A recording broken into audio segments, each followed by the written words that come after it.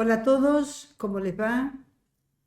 Bueno, vamos a introducirnos en el tema del sistema nervioso, sistema que es el regulador de todo lo que ustedes han visto durante el año.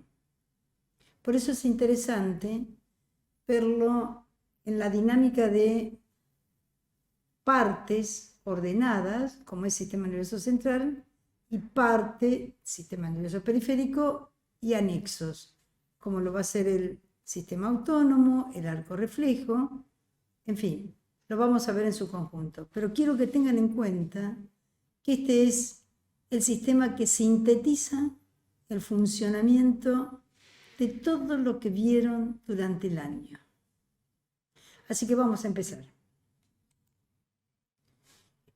Este es el temario general, en donde vamos a ver las distintas partes del sistema nervioso, tanto central como periférico, y unos agregados como el arco reflejo, y por qué no, y el sistema nervioso autónomo hacia el final.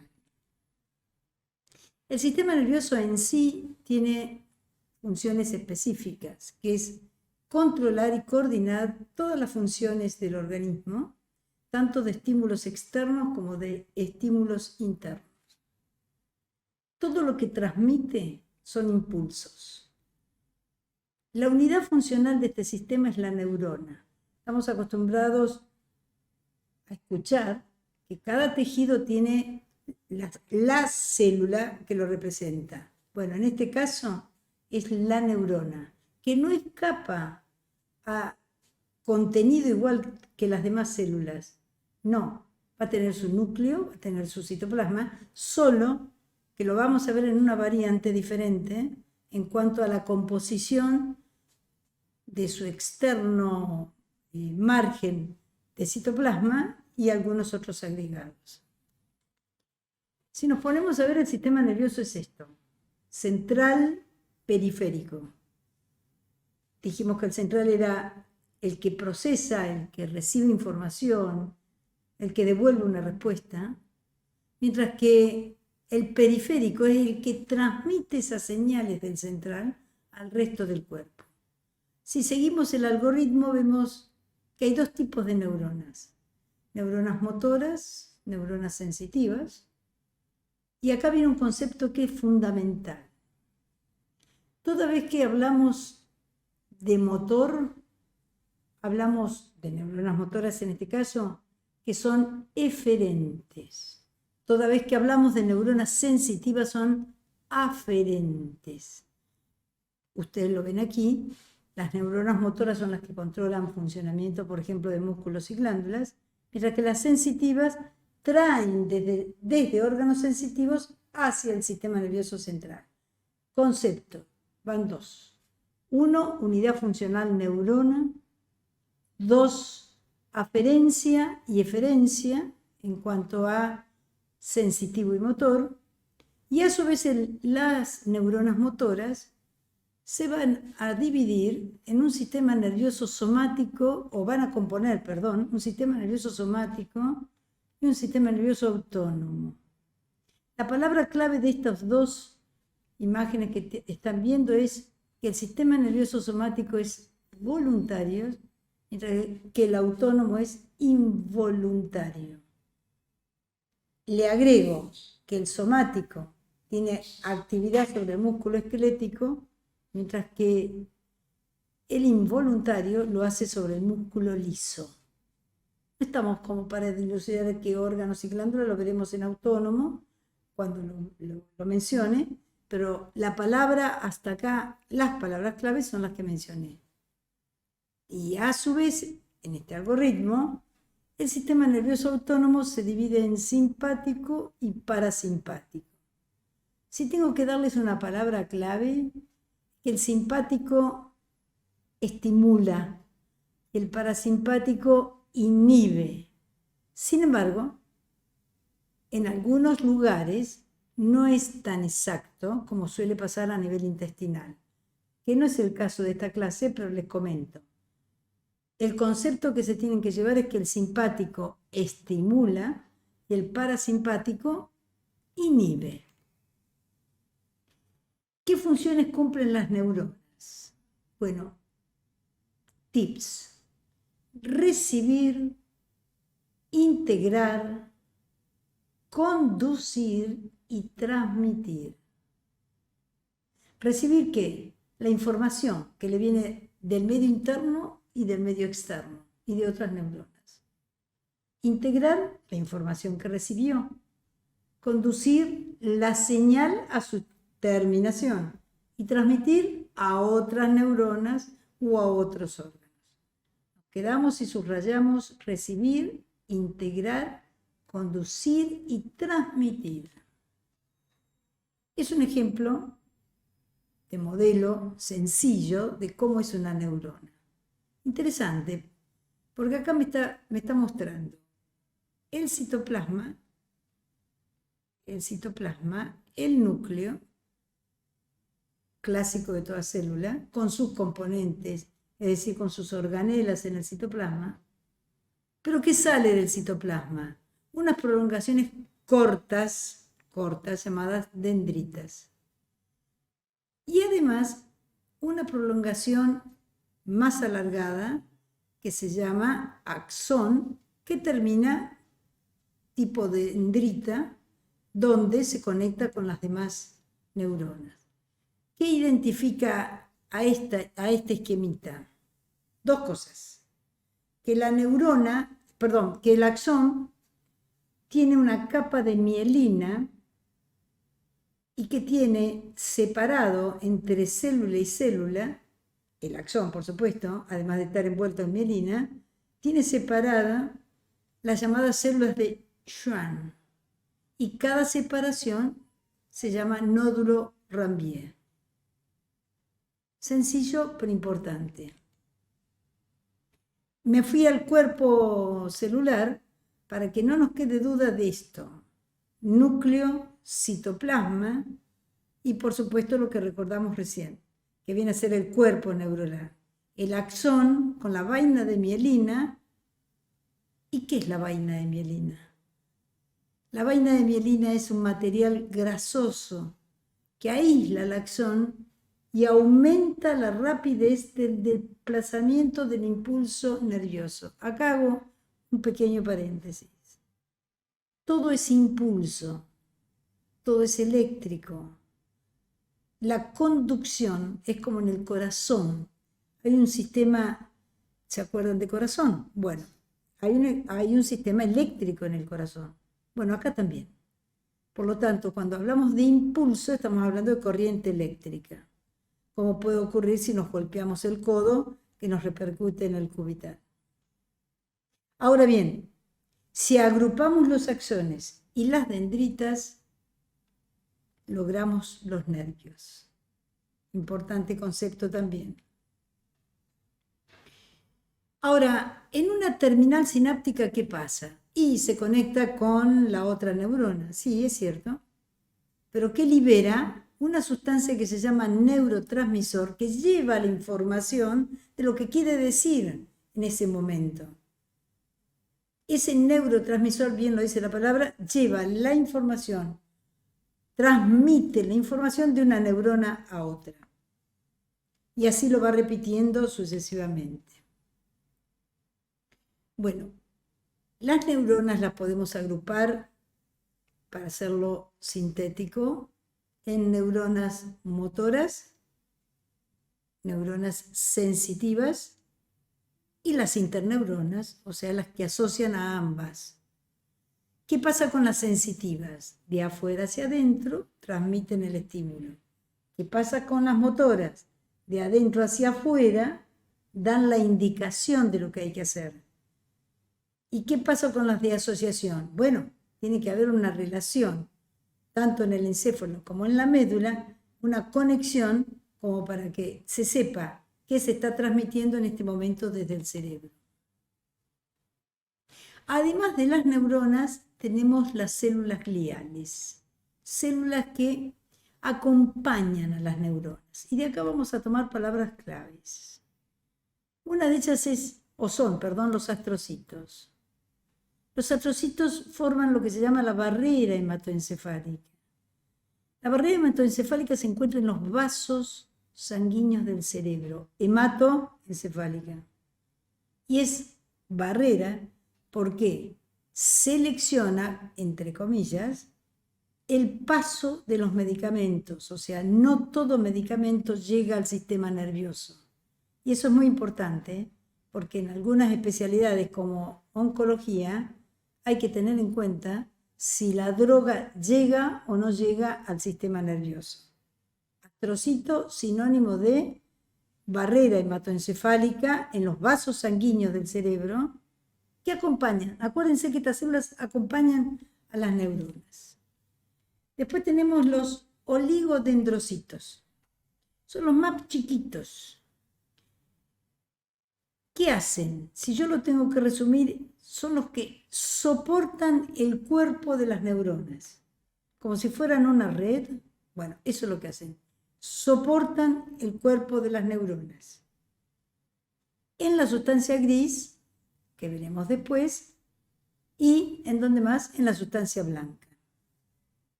Soportar es contener, Microglia. Forma parte, dice acá, del sistema inmune. ¿Y a qué se refiere? Al sistema de defensa. ¿Cómo lo hace?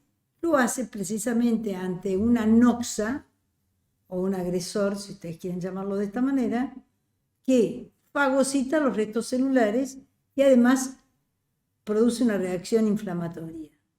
Eso en clínica es muy importante porque nos pone la alerta si hay algún compromiso neurológico. Y después están las células ependimarias. Fíjense ustedes, son aquellas que cubren al sistema ventricular del encéfalo. Cubren. Estas son las células gliales. Pasando a otro tema, nos encontramos con las llamadas fibras. Acá vimos neuronas, acá vimos quienes acompañan a las neuronas, y ahora nos encontramos con fibras. 3 tipos de fibras. Fibras de asociación, que significa que van de corteza a corteza. Acuérdense que hay 2 hemisferios cerebrales, por lo tanto, que hay 2 hemisferios cerebrales, bien digo, no corteza a corteza, sino del mismo lado. Fibras comisurales, corteza a corteza, o sea, contralateral, y de proyección a distancia. Por lo tanto, asociación del mismo lado. Comisurales, contralateral. Proyección a distancia. Esas fibras de asociación las hay cortas, intermedias y largas. Las cortas son varias, existen en todas las regiones del cerebro, que son las más cercanas.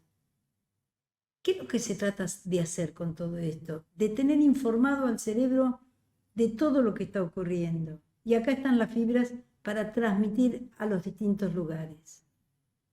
Las intermedias, bueno, son las que están en la región occipital, en la región frontal y en la circunvolución límbica, ya más limitadas. Y las largas son aquellos haces voluminosos que unen las regiones temporal y frontal, como lo ven en el dibujo, entonces se proyectan más allá. Si hacemos un pequeño repaso y recordamos que las fibras de asociación van a ser del mismo lado, o sea, lo que se proyecta del mismo lado. Las de comisurales son las que van de un hemisferio a otro y las de proyección son las que van hacia adelante y abajo. Si las desglosamos hacia adelante y abajo, si las desglosamos nos encontramos asociaciones cortas, largas e intermedias. Las fibras comisurales.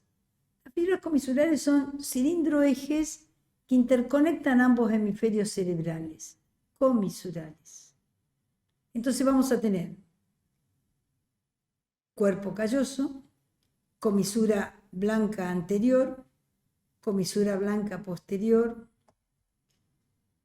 comisura interavenular, o sea, epitálamo diencéfalo, y comisura del hipocampo. Seguimos transmitiendo información al cerebro con todo esto. Esas fibras de proyección pueden ser aferentes. ¿Qué era aferente?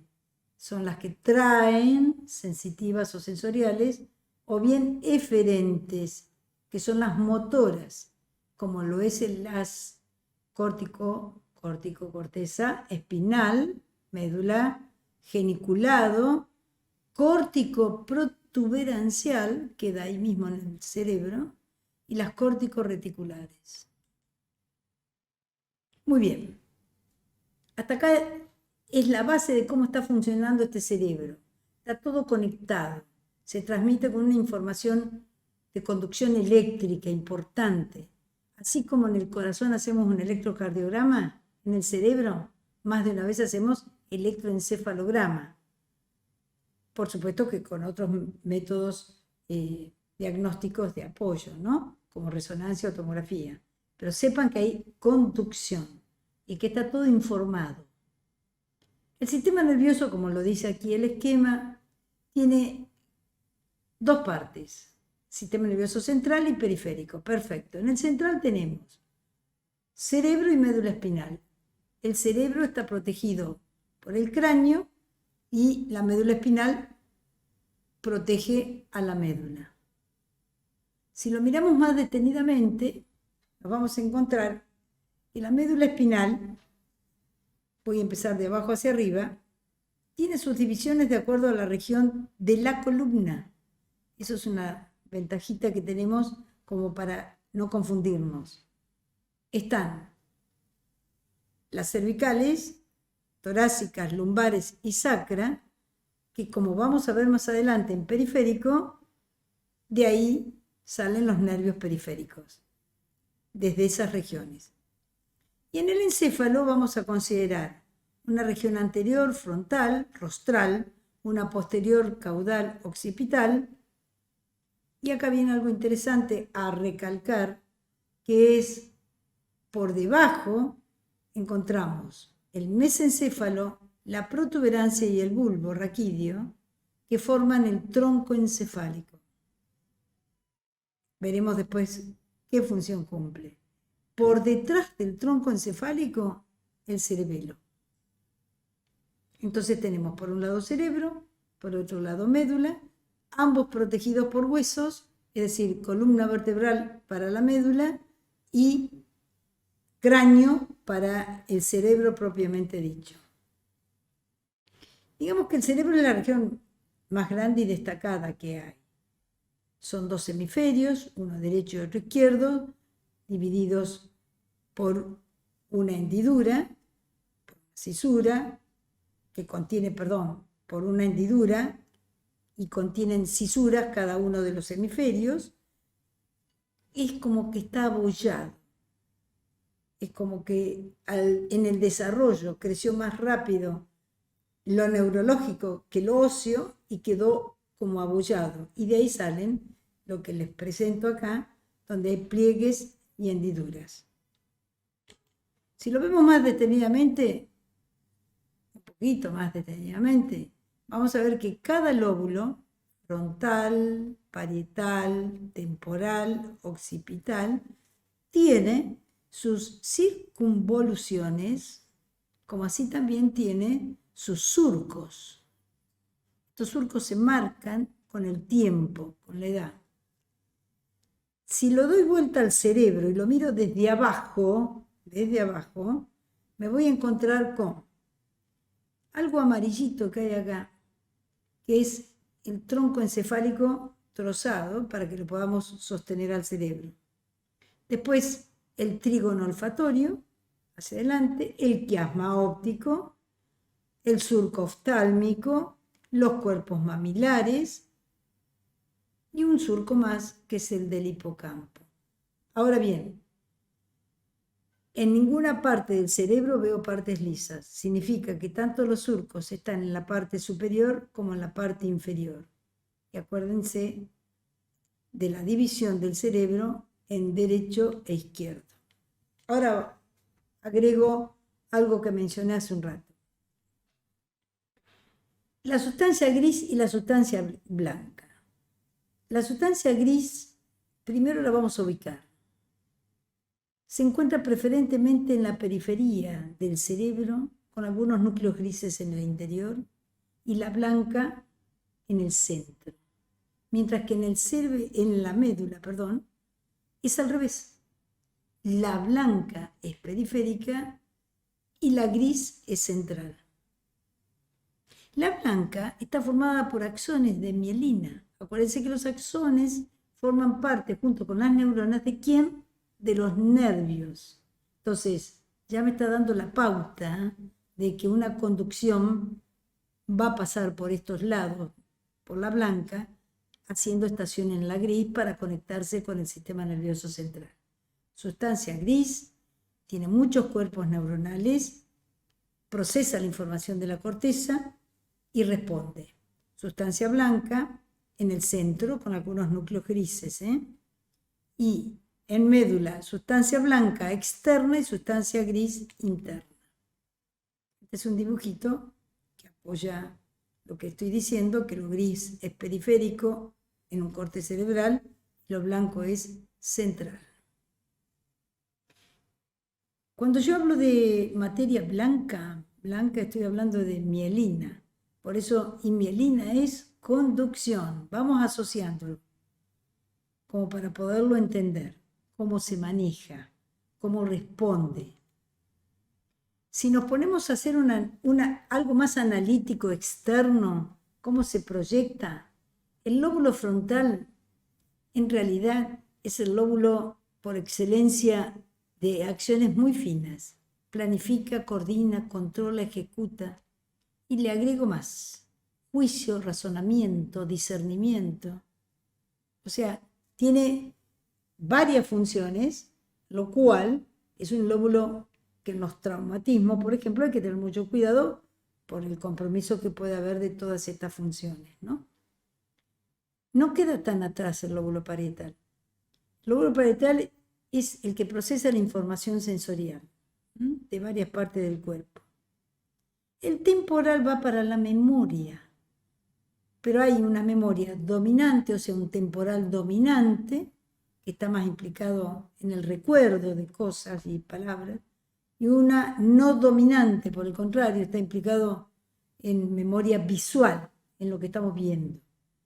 Y el lóbulo occipital, que está destinado cuasi exclusivamente, diría yo, a la visión. Si seguimos haciendo el reconto, bueno, acá se vuelve a repetir. Nada más que hace rato hablábamos de surcos, fisuras, de cómo se proyectan las acciones, y acá hablamos de áreas. ¿Qué es área? Es un espacio. Entonces yo puedo decir que en el área frontal voy a encontrar las actividades que dije hace un ratito. O sea, lo amplío. Mientras que en el área, por ejemplo, parietal, voy a encontrar la sensorial.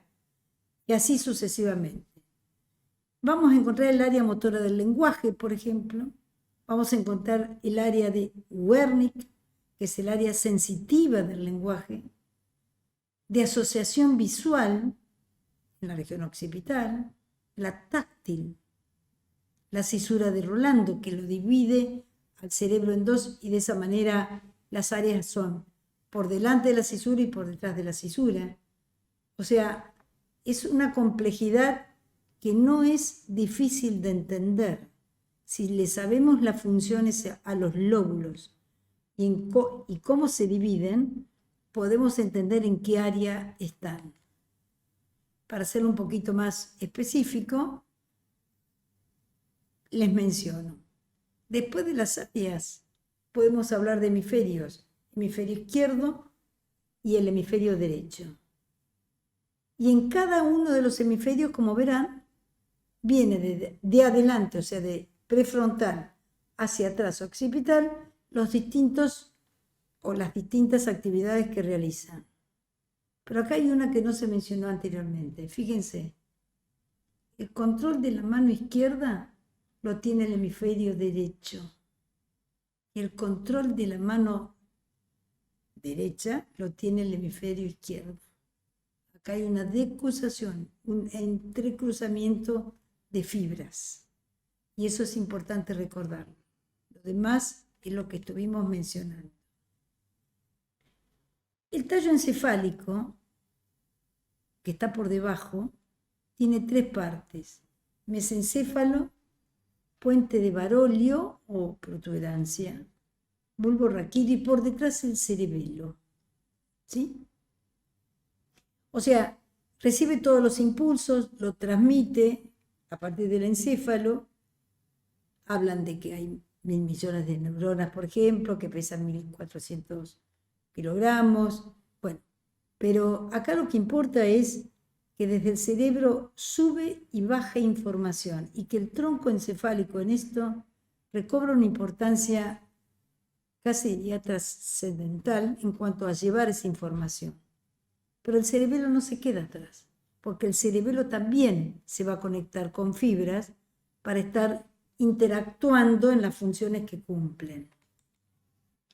Ese tronco tallo, que dijimos que está ubicado por delante, que contiene 3 regiones, una el mesencéfalo, otra la protuberancia o puente de Barolio y el bulbo, y después se continúa con la médula. Bien lo dice acá, es una especie de conmutador, o sea, regula información entre el encéfalo y el resto del cuerpo.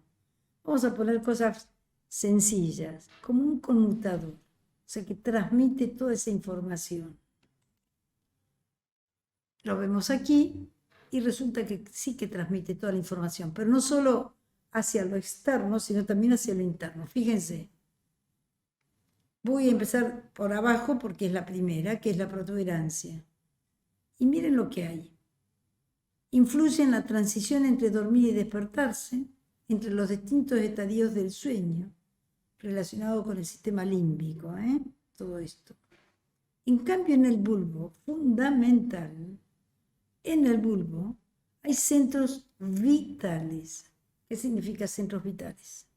Centros vitales significan precisamente, la palabra lo dice, sin ellos no se podría existir.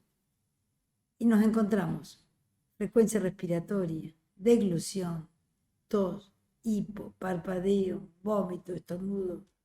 Yo, como clínica que soy, hago mucho hincapié en la frecuencia respiratoria y cardíaca, cuando en realidad son los centros esenciales para el funcionamiento tanto respiratorio como cardíaco y el bienestar del paciente, por supuesto. Pero todo lo demás que se menciona, esto es lo que cumple en el tallo encefálico.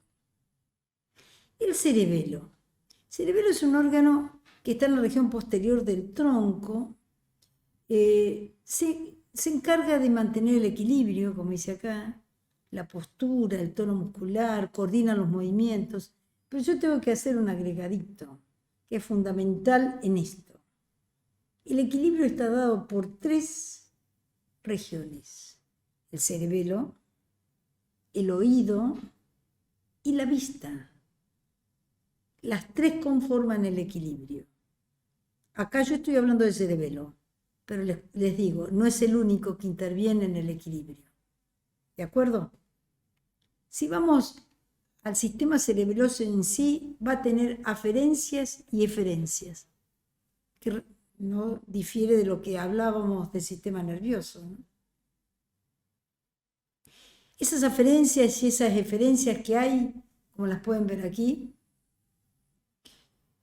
tenemos, por un lado, con respecto a las aferencias, los órganos vestibulares, que son del mismo lado, aferencias hacia la corteza motora, hacia el tracto espinocerebeloso, hacia en la región dorsal, que está mal escrito ahí, pero bueno, lo corrijo. O sea, o sea, se conecta con el resto de las áreas y regiones del cerebro. Y por otro lado tenemos las eferencias, que habíamos dicho, lo que sale, áreas motoras, vías retículo espinal, vestíbulo espinal, tálamo y ganglios de la base. Si lo hacemos un poco más complicadito, nos vamos a encontrar que acá está proyectado cómo se interrelaciona con las distintas regiones ipsilaterales y contralaterales, con las distintas vías, como es la emboliforme, la dentotalámica, fastigio vestibular y retículo y reticular, o sea, fastigio reticular.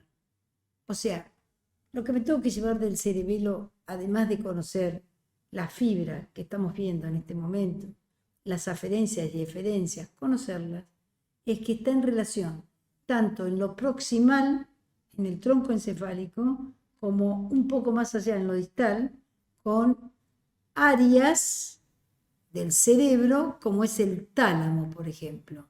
Y, ¿por qué no?, también con la corteza cerebral. Hay vías aferentes, o sea, son precisamente esas sensaciones propioceptivas a través de dos fascículos cerebelosos, uno directo, que es el de Flesching, y uno cruzado o anterior, el Bowers, originados en la médula. Esas aferencias son importantes, entonces ya salí de la región de cerebro, troncoencefálico, y bajé a la médula. También se conectan. Y esas aferencias que se reciben, procedentes del bulbo, que esto está más arriba, como las fibras cuño-cerebelosas y el sistema reticular. Pero, no se olviden que también es originados en médula. ¿Qué es el tálamo? El tálamo es una región del cerebro que recibe mensajes de los receptores sensoriales y transmite información, que la procesa fondo. Y por debajo del tálamo está el hipotálamo. Y de esta palabrita tan importante, porque uno dice, por debajo del tálamo está el hipotálamo, perfecto. ¿Y cuál es la función? Quiero que se destaque lo que es los sistemas nervioso y endocrino. Coordina los sistemas nervioso y endocrino.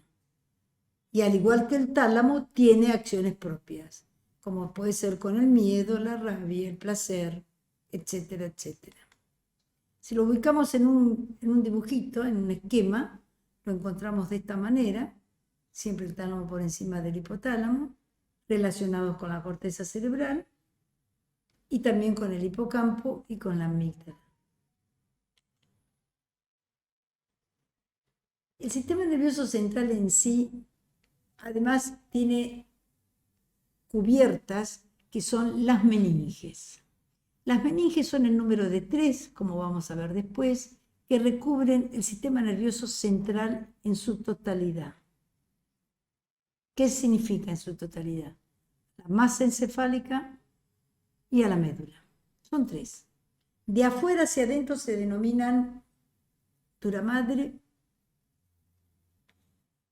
aracnoides y pía madre. Y entre ellas hay espacios de los cuales el primero de ellos, el que está entre el hueso y el cerebro, la primera capa, tenemos hueso-cerebro, ¿no es cierto? Viene la primera capa, que es la dura madre. Bueno, entre la dura madre y la aracnoides hay un espacio que se llama subdural. Obviamente, si está debajo de la dura madre, se llama subdural, que se vuelve real, porque es virtual, se vuelve real cuando hay algún compromiso o algún traumatismo que ocupa con líquido ese espacio. Entre el aracnoides y la pía madre existe otro espacio, que es el espacio subaracnoideo, está debajo del aracnoides. Bueno, por ahí circula el líquido cefalorraquídeo que va a recorrer desde su origen, como lo vamos a ver dentro de un ratito, va a recorrer y va a envolver todo el sistema nervioso central, hasta llegar a la reabsorción en los plexos venosos superiores. Ese líquido cefalorraquídeo tiene funciones de protección, pero también tiene funciones de nutrición. El 70% del líquido cefalorraquídeo está formado por los plexos coroideos. Estamos acostumbrados a conocer plexos coroideos, ventrículos laterales. Yo les diría que hay 4 ventrículos, primero y segundo, que son los 2 laterales, tercero y cuarto. Si nos ponemos a mirar un poquito en la figura, plexos coroideos, los más abundantes, están entre el primero y el segundo. Luego pasamos al tercero y luego pasamos al cuarto ventrículo. En ese pasar, como decimos, pasamos ¿por dónde? Pasamos por un acueducto cerebral, que es el acueducto de Silvio, y antes por un agujero interventricular, que es el de Monro. Ese círculo que hace el líquido cefalorraquídeo y su reabsorción en los plexos coroideos permite que esté circulando permanentemente. 70% lo producen los plexos, pero fíjense en un detalle, el 30% es líquido intersticial. A tener en cuenta que no es el 100% líquido cefalorraquídeo producido por los plexos coroideos. Acá viene lo que dije al principio. De afuera hacia adentro, obviamente, tenemos el hueso, dura madre, aracnoides, pía madre. Entre dura madre y aracnoides, espacio subaracnoideo. Perdón, subdural. Espacio virtual que se transforma en real, como les dije, de alguna situación en especial. Entre aracnoides y pía madre, el espacio subaracnoideo por donde circula el líquido cefalorraquídeo. Lo mismo ocurre en la médula, dura madre, aracnoides y pía madre.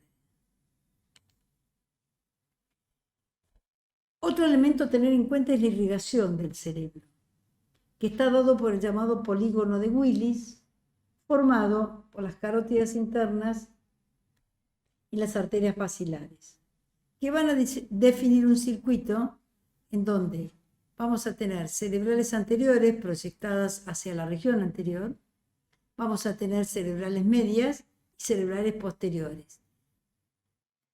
¿Qué une estas arterias? Las llamadas comunicantes anteriores y posteriores. Fundamental el aporte de oxígeno que viene por las cerebrales, por las arterias en general, pero por las cerebrales, y fundamental también el aporte de oxígeno que da el origen del polígono de Willis. Esto es, las carótidas internas y la basilar. ¿Por qué digo fundamental las cerebrales anteriores especialmente? Por el grosor que tienen.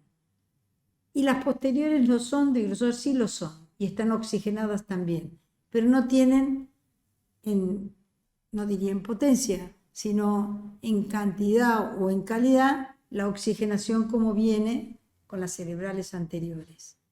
De ellas se desprenden ramas, como verán, que abarca inclusive tanto las arterias cerebelosas como las espinales, como la vertebral que va a formar junto con el tronco de la basilar. Entonces, ¿qué tengo que tener en cuenta? Que el polígono de Willis se encuentra en la base del cerebro, que está formado básicamente por las carótidas internas, tronco de las basilares, que da arterias como las cerebrales anteriores, medias y posteriores, que le provee las originales, las carótidas, el oxígeno necesario, además de la circulación obviamente, pero el oxígeno necesario para el funcionamiento del cerebro, y que de las cerebrales, las anteriores son las que cobran más relevancia. De cada una de ellas se desprenden ramas que van al cerebelo, como que también lo hay a nivel espinal. Les muestro el homúnculo motor, que es la proyección de la corteza motora primaria, que se localiza en el surco central del lóbulo frontal. Ese surco central en el lóbulo frontal que divide, colabora con las distintas regiones o coadyuva con las distintas regiones que vemos. Esta es la proyección a nivel central de nuestras regiones orgánicas en general. ¿Qué es esto? Es la responsable, junto a otras áreas, de elaborar y ejecutar programas motores que son nuestros movimientos. Entonces, si uno hace un análisis de dónde viene el movimiento de una determinada región, en este homúnculo motor lo vamos a encontrar proyectado, como bien lo dice, en la corteza motora primaria. Motor nada más, sensitivo también. Y eso también es importante, es representante de esta corteza, como se dice, somatoestética, que no es otra cosa que la representación. Si yo digo tal sensación sensitiva, ¿en dónde está proyectada? A nivel central, acá lo tiene, en el llamado homúnculo sensorial. Esta área es de sensibilidad táctil, la sensación, presión, dolor, propiocepción, o sea, todo lo que proyecta a nivel central. Es para completar el conocimiento de la importancia que tiene tanto lo sensitivo como lo motor, cómo se proyecta lo externo en lo interno, fundamental. Y arriba tienen el cerebro con la marca. Las vías son conexiones, tal como el nombre lo indica, que pertenecen a la médula espinal y que tienen la función de transmitir solo la información motora, porque hablamos de vías motoras. Por lo tanto, ¿cómo es? ¿Eferente o aferente? Nos preguntamos. Todo lo que es motor es eferente, todo lo que es sensitivo es aferente. Las vías motoras, si lo proyectamos en un dibujito, nos vamos a encontrar que tiene dos componentes. Uno córtico-espinal, que es ventral y lateral, lo tienen en el esquema, y otro que es córtico-nuclear o genicular. Piramidal significa que pasa por las llamadas pirámides que están a nivel central. Ahora bien,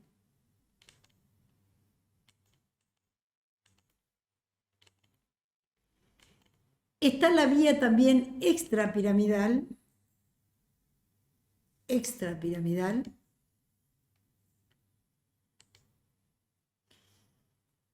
representada por los distintos tractos, como es el rubro espinal, el rafe espinal, retículo espinal, tecto espinal, que van siguiendo en los dibujos, por favor, y tracto vestíbulo espinal. La diferencia básica entre lo que es motor y lo que es sensitivo, obviamente es la dirección. Pero acá hay otra diferencia. Si me permiten.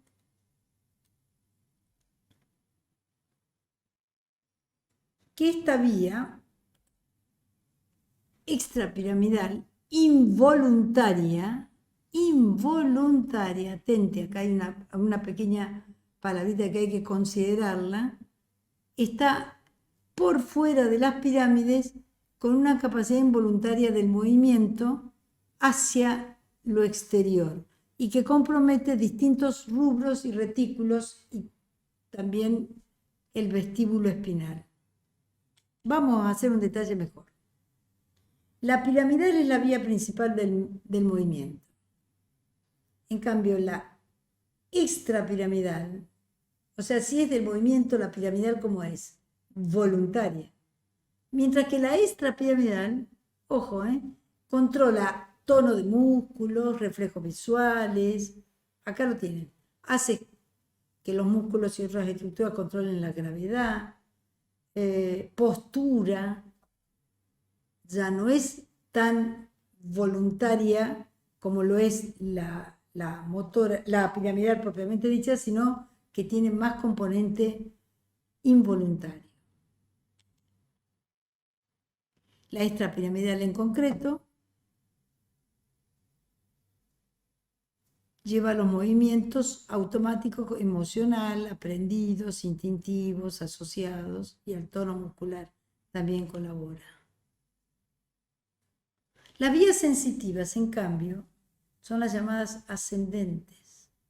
Son canales que comunican diferentes partes del organismo, pero con la médula espinal, ascendente, con la idea de llevar toda la información sensitiva a la corteza.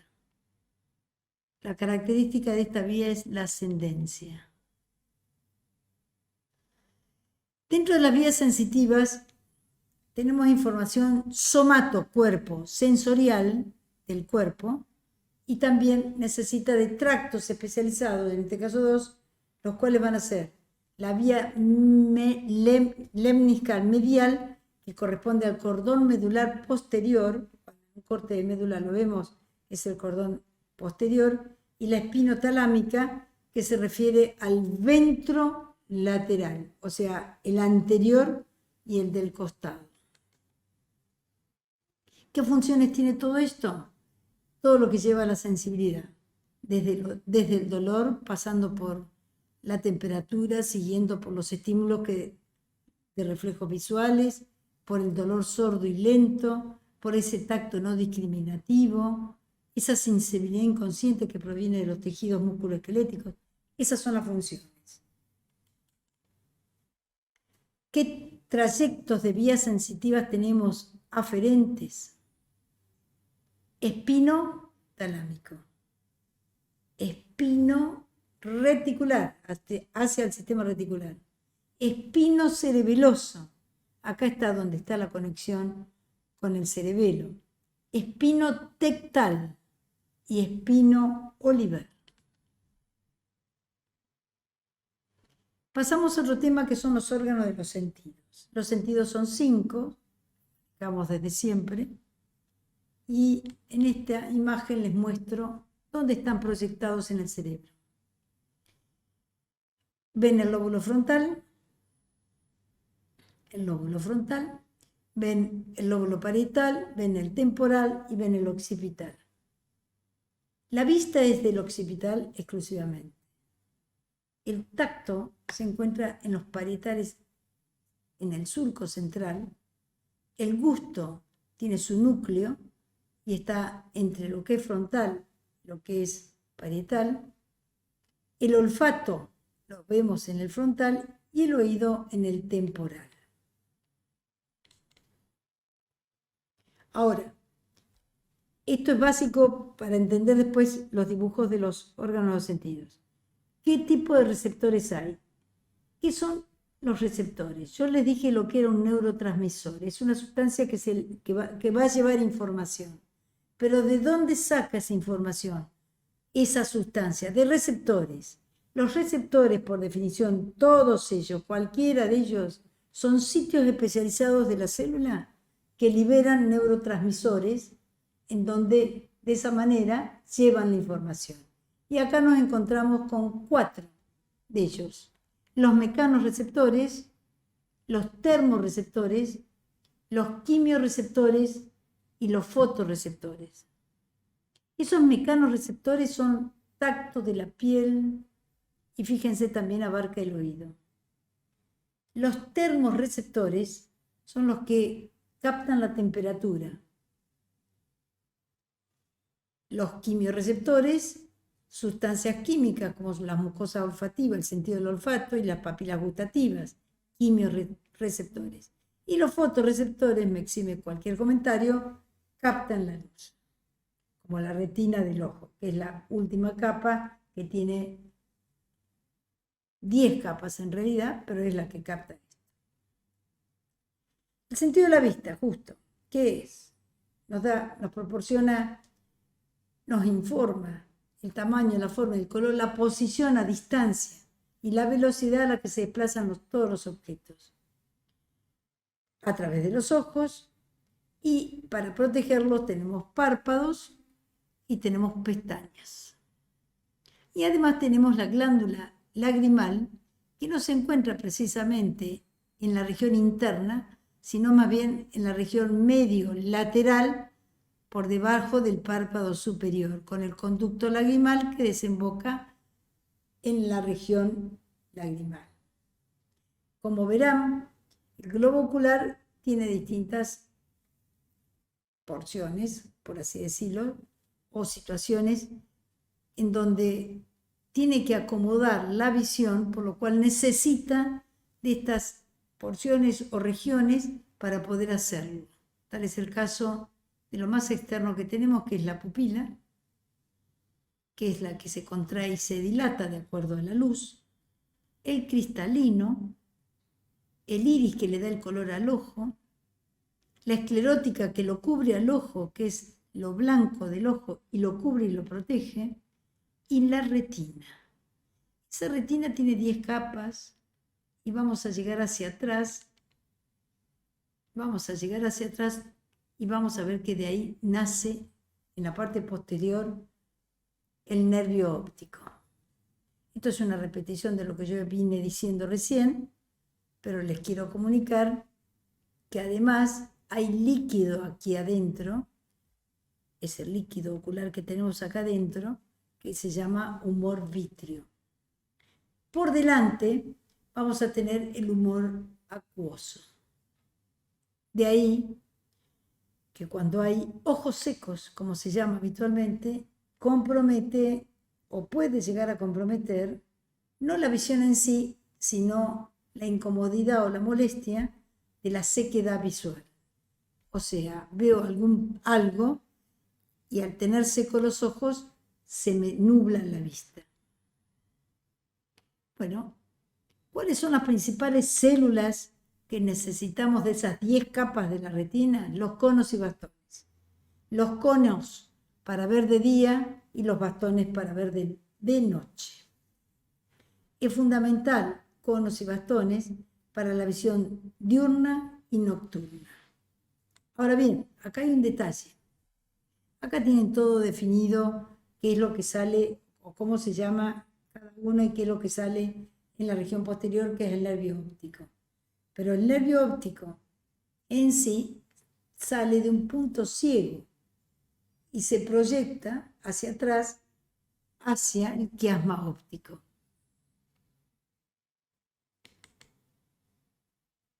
Nuevamente les vuelvo a decir, los fotorreceptores, importantes los conos y bastones, y un pequeño detalle. El lugar donde el nervio óptico se llama punto ciego porque no hay sensibilidad visual, es el paso de los estímulos al nervio óptico. Ahora, cerca de esta salida del nervio óptico aparece la llamada fóvea o fovea, que es lo que está rodeado de un anillo denominado mancha amarilla, donde hay una gran concentración de conos y por lo tanto es donde hay más eficiencia visual. Esto hay que recalcarlo. Esta mancha amarilla está rica en conos y nos permite la visión de día.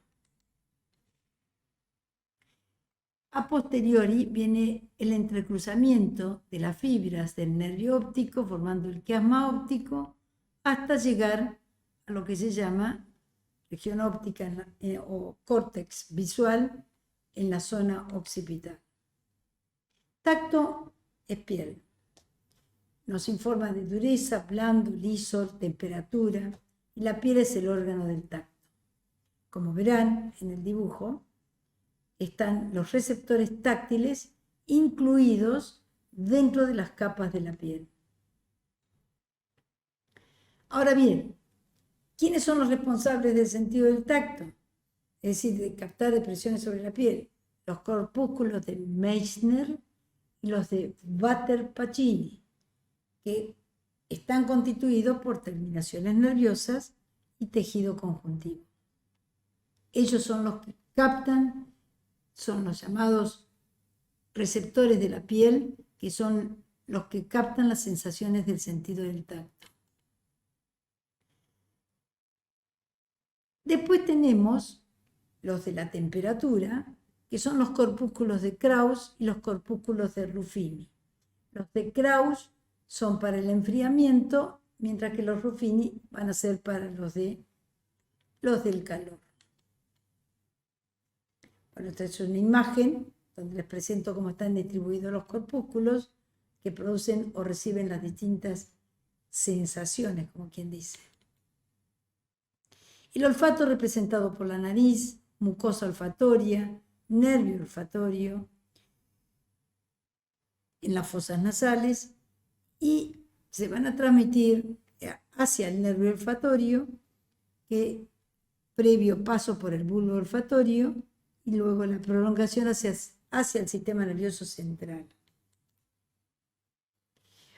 Los quimioreceptores de las fosas nasales se encuentran en la mucosa olfativa, están intercalados allí. Y son las neuronas que se intercalan y le dan una protección, inclusive, a la mucosa olfatoria. De allí pasan al bulbo olfatorio y de allí se proyectan hacia el tracto olfatorio. Claro que en la nariz nos encontramos con cornetes, como lo vemos aquí, en donde están recubiertos por la mucosa olfatoria, y meatos. ¿Qué función cumple la nariz en sí? Es humidificar el aire que ingresa. Esa humidificación del aire que ingresa es transmitida por el nervio olfatorio hacia el interior y hacia el cerebro, en donde, digamos, se reglamenta si va a haber mucosidad o no va a haber mucosidad de acuerdo a lo que recibe el cerebro. Es decir, la información recibida a través de las fosas nasales de una mucosa humidificada, la respuesta va a ser de acuerdo al momento en que lo está viviendo, es decir, frío, calor, etc. Bueno, esta es una imagen de la mucosa olfatoria, más bien entrando hacia el bulbo olfatorio, más que nada representado por las neuronas multipolares que van al nervio olfatorio, y esta es la vía olfatoria. ¿Hasta dónde llegamos? Tálamo, amígdala, va todo hacia el sistema nervioso central. Ese bulbo olfatorio con las conexiones y que da lugar al nervio olfatorio. El gusto está representado en la boca por la lengua y con 4 gustos que son o sabores: salado, amargo, dulce y ácido. La lengua es el órgano del gusto. Justo es reconocerles o contarles que si hubo una constancia en la época de la pandemia con el coronavirus, estos 2 sentidos, del gusto y del olfato, son los que más se comprometieron en los pacientes con COVID. Bueno, ¿en dónde están ubicados los quimorreceptores? En las papilas gustativas o botones gustativos. ¿Y cómo están distribuidos? Bueno, los amargos posteriores, los dulces anteriores, los salados laterales y los ácidos también laterales, pero por encima de los salados.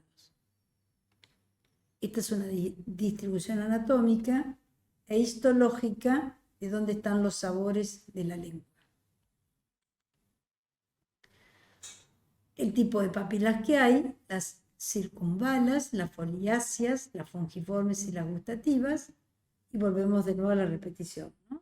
Sin esquematizarlo, que son las posteriores, amargo, dulce, y en los costados las demás. Volvemos a lo mismo.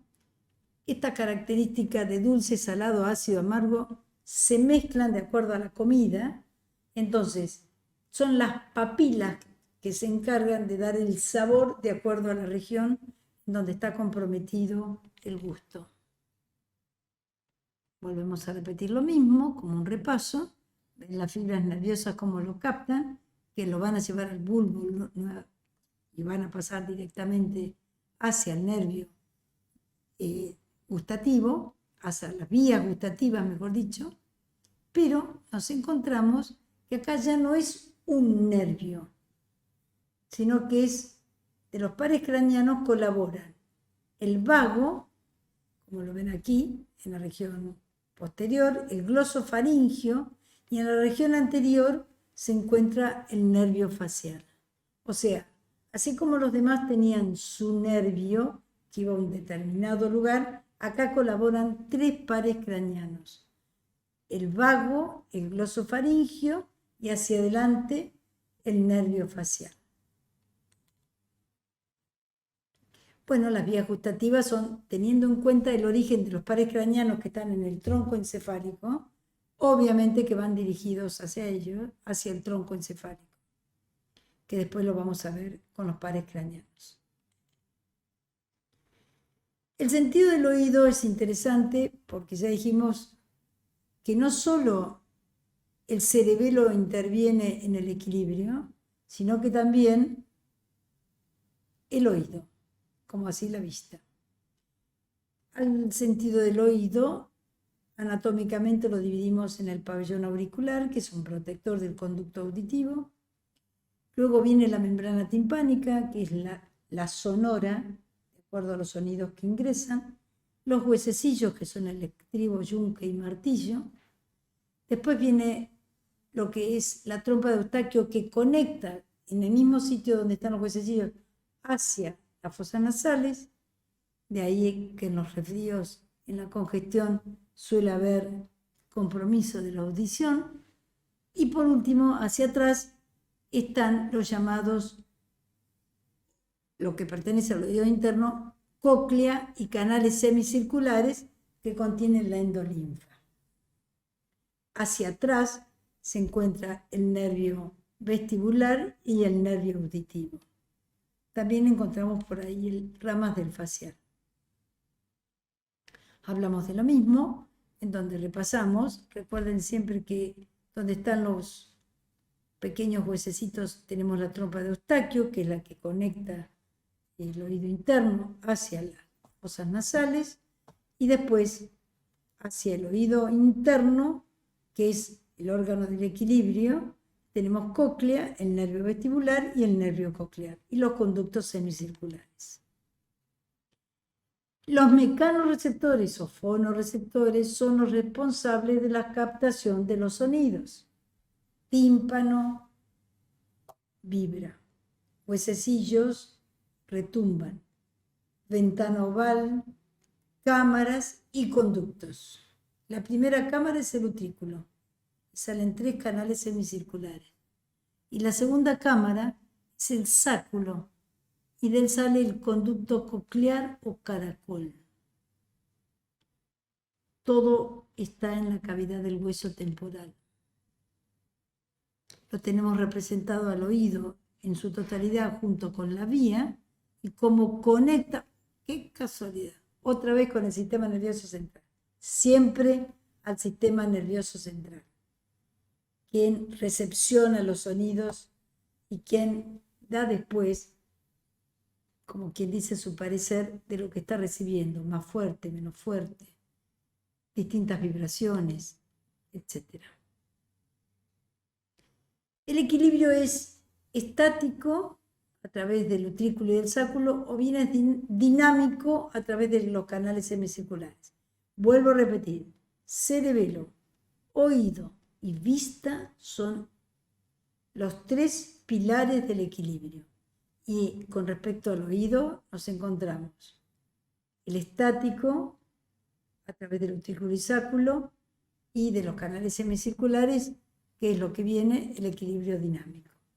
Yo simplemente para ustedes les puse una tabla de sonido de potencias y decibeles para que vean a lo que estamos expuestos en realidad, no solo con la música, sino también en la calle, como para que tengan un referéndum y puedan consultar en decibeles y a qué altura, en metraje, estamos comprometidos. Dicen que es una de las ciudades más ruidosas en la que estamos viviendo, bueno, pero les estoy dando detalles de otras cosas más familiares, como es el tic-tac del reloj. Esto es para ustedes, como para que lo tengan y vean los decibeles hasta dónde llegan, En el sistema nervioso periférico nos encontramos con la médula espinal. Y la médula espinal, como les dije, sigue el nombre de ella fraccionada de acuerdo a la columna. Por lo tanto, vamos a tener nervios cervicales, nervios torácicos, nervios lumbares y nervios sacros. No todos están separados, al contrario. Los nervios periféricos de la médula espinal concepto fundamental, salen en forma de plexo, a excepción de los llamados torácicos o intercostales, que van siguiendo cada uno de los espacios intercostales, por lo tanto va a haber 12 de cada lado. En cambio, de lo cervical, luego viene un pequeño espacio destinado a lo braquial, como lo vamos a ver, los intercostales que son independientes, otra vez plexos lumbares y sacros. Por supuesto, es una vía de comunicación de aferencias sensoriales hacia el encéfalo y deferencias motoras hacia la actividad que tenemos que hacer. Un nervio en sí, que habíamos dicho que estaba constituido por la mielina como capa de conducción, donde que también se encuentra, si lo fraccionamos, con un endoneuro, un perineuro y un epineuro. Este nervio que forma cordón del sistema nervioso periférico está formado por axones. Acuérdense que los mencionamos al principio y recubiertos por tejido conjuntivo. Fundamental la mielina, que es la conductora del estímulo. Nos encontramos entonces cervicales 8 pares, torácica 12, lumbar 5 y sacro 5. Vuelvo a repetir, hay un espacio entre cervical y torácicas o intercostales que se llama braquial, que es para la inervación de los miembros superiores. ¿Qué nos está diciendo todo esto? A modo de, si quieren, a modo de resumen de esto que estoy viendo, les diría, lo cervical está destinado, en forma genérica por supuesto, a lo que es cabeza y cuello, lo braquial a los miembros superiores, lo torácico o intercostales a la inervación de los músculos intercostales, lo lumbar en general está destinado hacia la pared anterior del abdomen y cara anterior de muslo, en general con ramas que van o pueden discurrir en otro sentido. Y por último tenemos el sacro, que está representado por el nervio ciático que inerva la región posterior del miembro inferior. Fundamental en esto, que tengamos conceptos generales. El plexo cervical, que se extiende de la C1, cervical 1, cervical 4, cervical 5, va a tener troncos primarios y secundarios. Los secundarios van a dar las ramas terminales que están destinadas a toda la región, como dije yo, de cabeza y cuello. Esto es genioioideo, tiroioideo, transversos, músculos de la raíz inferior, incluso externotiroideos, supraclaviculares. ¿Qué es esto? Todo cabeza y cuello. El plexo braquial, vamos hacia los miembros superiores, también con troncos que se van uniendo. Fíjense cómo está formado, ¿no? Abarcando las últimas cervicales, las primeras torácicas o lumbares, e inerva como ramas terminales los miembros superiores. Y nos vamos a encontrar con el cubital, con el mediano, con el radial, con el músculo cutáneo, que lo fueron viendo ustedes en los distintos trabajos prácticos que han tenido, especialmente en locomotor. Bueno, este es el origen del cual los miembros superiores se mueven como se mueven. Desde los troncos primarios, que viene después, la proyección de los nervios terminales, con las distintas regiones a las cuales están inervando. El lumbar, como les decía, es más hacia la región anterior, es decir, ilio hipogástrico, ilio inguinal, genitofemoral, cutáneo lateral femoral. Ven que viene más para la pared abdominal, hacia adelante. Después tenemos el tronco lumbosacro, el nervio obturador, y también tenemos el nervio femoral. Siempre formando troncos, relacionados uno con otro. Y el sacro. Y el sacro, que es el nervio ciático por excelencia, que recorre toda la parte inferior, toda la parte inferior de pierna y pie, y viene extendiéndose desde muslo, región glútea, hacia arriba estoy yendo, hasta llegar a la columna sacra, que es la parte terminal de lo que es de columna, y de ahí salen las ramas. Siempre el glúteo en la región, siempre el ciático en la región glútea va ocupando la parte media, por eso se enseña que las inyecciones en la región glútea se aplican en el cuadrante superoexterno precisamente para no comprometer al nervio ciático. Bueno, ¿qué es un dermatoma?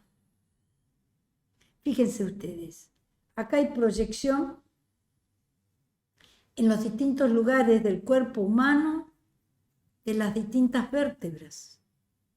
No, de las distintas vértebras que llevan el nombre de vértebras, pero que son estos nervios espinales que estuvimos viendo. A tal punto que esa región de piel, inervada por los axones sensitivos, como dice aquí, y que tiene un solo ganglio sensitivo del nervio espinal, es lo que proyecta sobre la piel la inervación de los distintos nervios que estuvimos viendo, o sea, de las ramas terminales, de los plexos que nacen de la columna, de la médula espinal en el origen, en la columna vertebral, excepto los intercostales que vienen independientes. Los pares craneanos son el número de 12. Y lo que es interesante, acá tienen el nombre de todos ellos, desde el olfatorio, óptico, nervios que van hacia los ojos, motor ocular común, patético, motor ocular externo, trigémino. Me lo salteé a propósito para incorporarlo con nosotros. Facial, acústico, glosofaringio, vago, espinal. ¿Estamos? Y acá tenemos el origen, ¿desde dónde? Desde la altura del tronco encefálico. Van a tener un origen real, van a tener un origen aparente, pero en definitiva lo que nos va a llevar es hacia dónde va la inervación. A modo de resumen para ustedes, además de nombrárselos, consideren cuáles son sensitivos: olfatorio, óptico, vestíbulo coclear. ¿Cuáles son motores? Ocular, tercer par, troclear, cuarto par, motor ocular externo, sexto par, el accesorio, el nervio espinal, y el hipogloso. ¿Y cuáles son mixtos? El trigémino, el facial, el glosofaringio y el nervio vago. O sea, hacia acá arriba están los pares craneanos y hacia abajo el componente sensitivo y motor o mixto que tiene cada uno. Del olfatorio lo estuvimos viendo, así que lo voy a ir pasando. Es lo mismo que les comenté cuando hablamos de los sentidos. Lo mismo pasa con el óptico. Acuérdense la importancia que tiene del recorrido, formar el quiasma óptico entre el cruzamiento y llegar a la región occipital. Acá están los tres motores, por eso en la otra diapositiva me lo salté. Oculomotor, que es la constricción pupilar, la apertura del ojo y los movimientos extraoculares. El patético, que es el músculo del oblicuo mayor, del movimiento del ojo hacia abajo y adentro. Y el motor ocular externo, que inerva obviamente el músculo externo, o sea, el recto externo, ¿no? Estos son los que dan movimiento al ojo.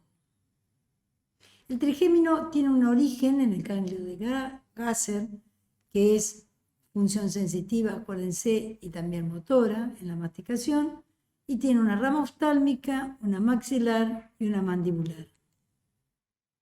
El facial que tiene sensitiva, motora y autonómica, inclusive parasimpática, que está inervando con sus distintas ramas. Acuérdense que la región anterior de la lengua le pertenece, pero también está inervando a nivel de la cara.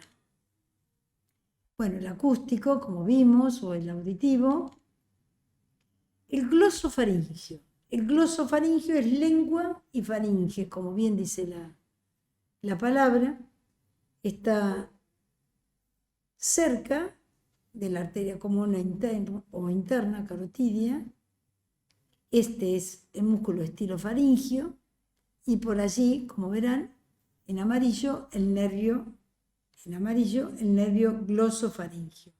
Las funciones las tienen aquí hacia la derecha, que además de la sensitiva tiene la función motora y también la motora autonómica, o sea, tiene componente parasimpático.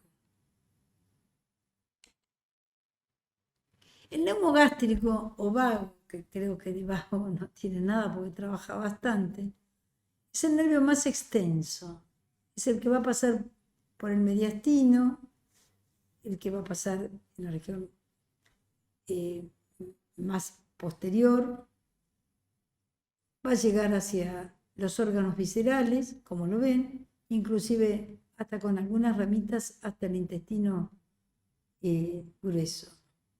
Tiene distintas funciones, las tiene motoras, sensitivas, las tiene también autonómicas o parasimpáticas, y es un nervio al cual se merece una atención especial por el recorrido y el compromiso que tiene con las distintas vísceras, tanto en mediastino como en abdomen, pasando por el cuello, por supuesto, y su origen real y aparente a partir del tronco encefálico.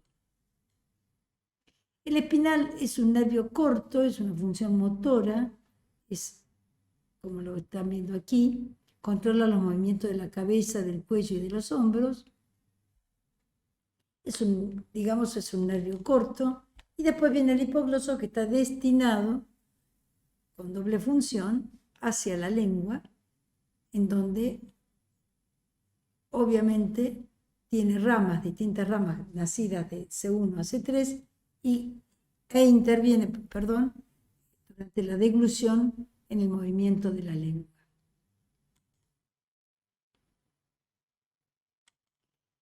¿Qué es un reflejo?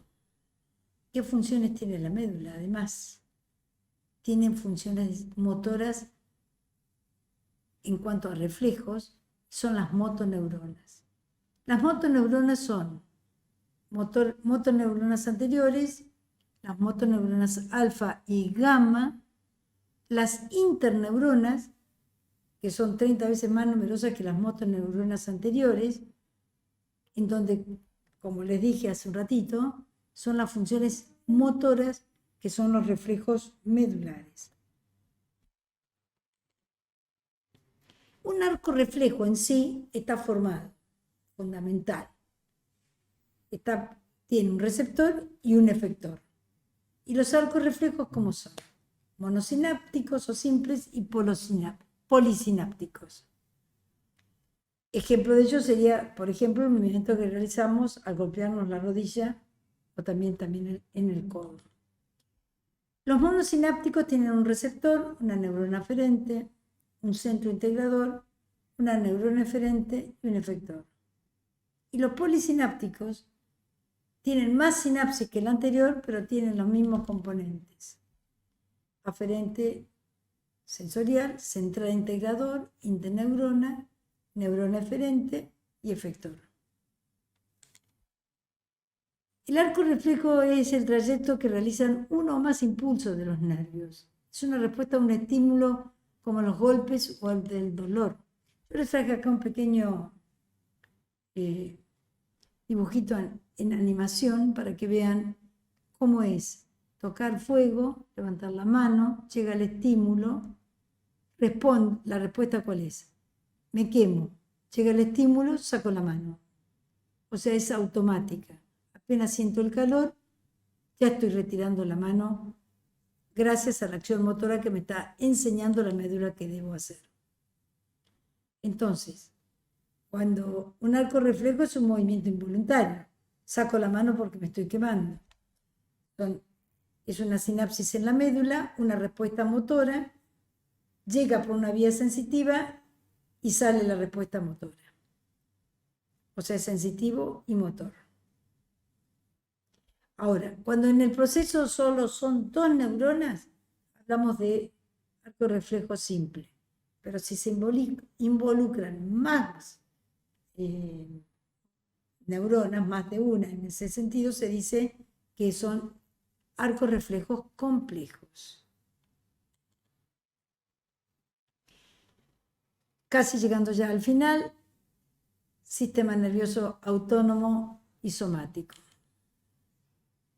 Sistema nervioso autónomo lo dividimos en simpático y parasimpático, de los cuales en el simpático hablábamos que estimulaba adrenérgico y en el parasimpático que inhibe colinérgico. Después tenemos el sistema nervioso somático, donde tenemos los nervios craneales.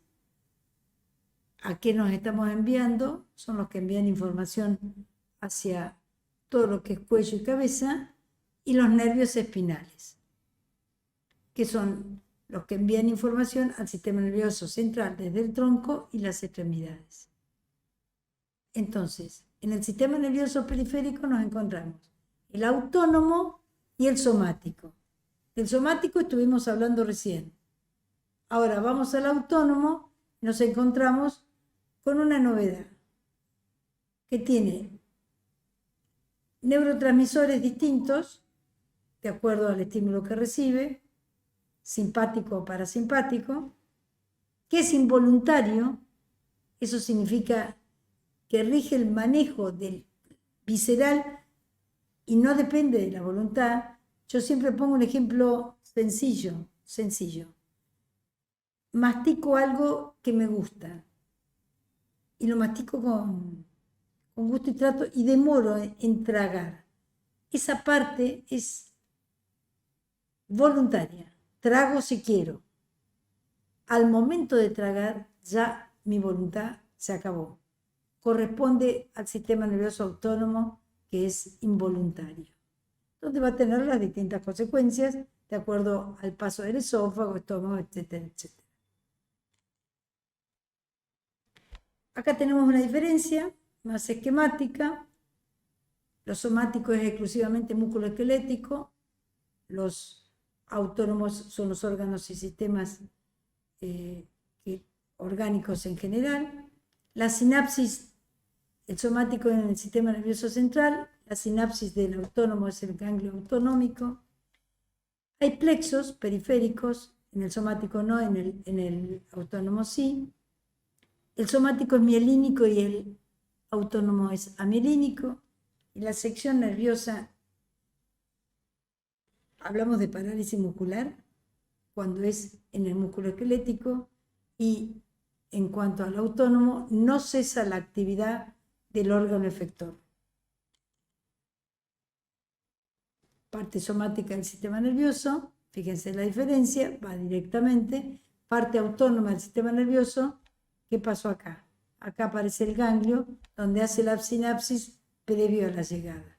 O sea que es más directo en el somático que no en el autónomo. Volvemos a lo mismo, comparación del sistema nervioso somático y vegetativo. Lo que recalca acá es la neurotransmisión. Recuerden, un sitio es el receptor que conecta las neuronas, otro es, a tener en cuenta, el efector lo logra a través de la liberación del neurotransmisor. En este caso va a ser la adrenalina para el simpático y la acetilcolina para el parasimpático, que eso es importante distinguirlo porque no tienen el mismo comportamiento. Si vamos a las funciones generales que tiene el autónomo, obviamente que es la respiración, circulación, digestión, metabolismo, temperatura corporal, secreción de algunas glándulas endócrinas. O sea, tiene mucho interno, involuntario todo. Pero hay una cuestión que me la reservo para el final. Permítanme, por favor. Un segundito que quiero mostrar algo. No, con ese me va a alcanzar. A ver. Acá lo están diferenciando hacia dónde va inervando. ¿Dónde está ubicado? Este es el somático. Viene paralelo a la médula espinal. Porque uno dice, ¿y dónde está el autónomo que para hacer la sinapsis y todo demás? Viene paralelo a lo que es la médula espinal. Ahora, fíjense esto.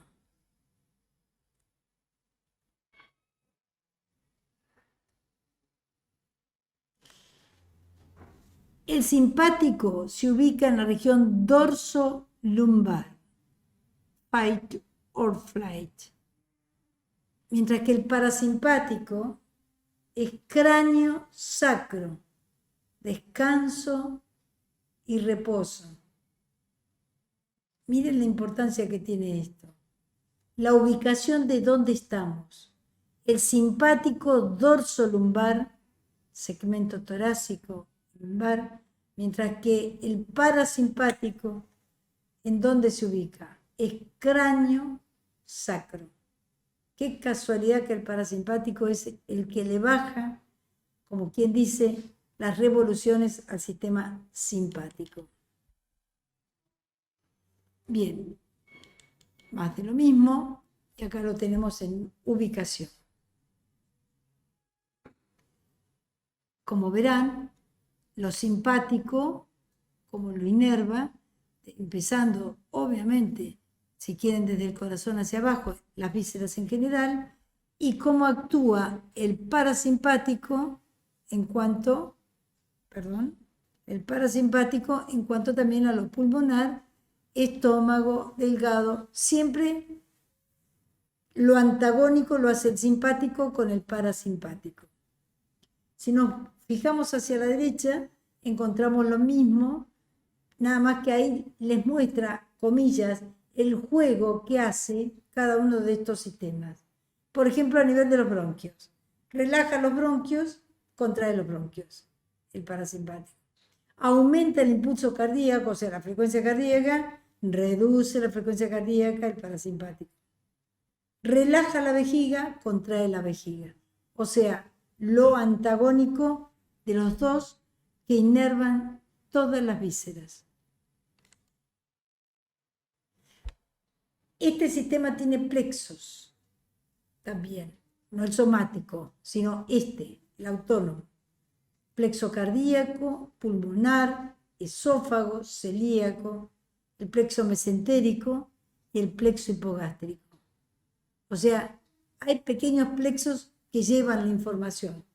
Entonces, en el plexo cardíaco, por ejemplo, vamos a tener la parte de la inervación del corazón y también la liberación de estos neurotransmisores para su actividad. Lo mismo pasa en el resto de los plexos que aquí mencionamos. También tienen arcos reflejos viscerales, que son reflejos largos, que son las interneuronas, y reflejos cortos que no pasan por el sistema nervioso, sino que quedan ahí, en el órgano mismo. Y los parasimpáticos, que son los que controlan respiración, todo lo que es cardiovascular y la actividad visceral.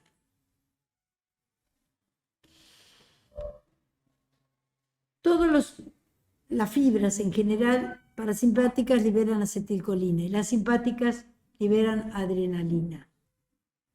Hay distintos tipos de membrana para recibirlo. A título informativo, absolutamente nada de estudio en este momento para ustedes, de evaluación me refiero, sino de conocimiento. Les dejo en forma informativa qué receptores hay en cada uno de ellos, pero para ustedes.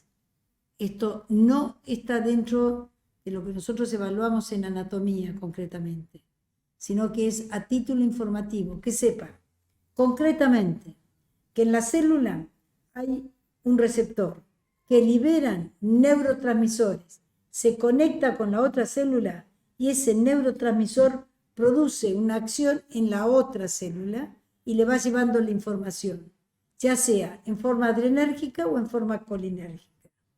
Esto es lo que conocemos de lo del sistema nervioso autónomo. Pero les comento que hay más neurotransmisores del sistema nervioso que son representativos de distintas situaciones que veremos más adelante en la carrera, pero quiero que los conozcan desde ahora, que sepan, o por lo menos que se queden con el concepto de que no hay solo 2 neurotransmisores, sino que hay más neurotransmisores y que el sistema nervioso autónomo es autónomo en cuanto a lo involuntario, pero en sí todo depende del sistema nervioso central.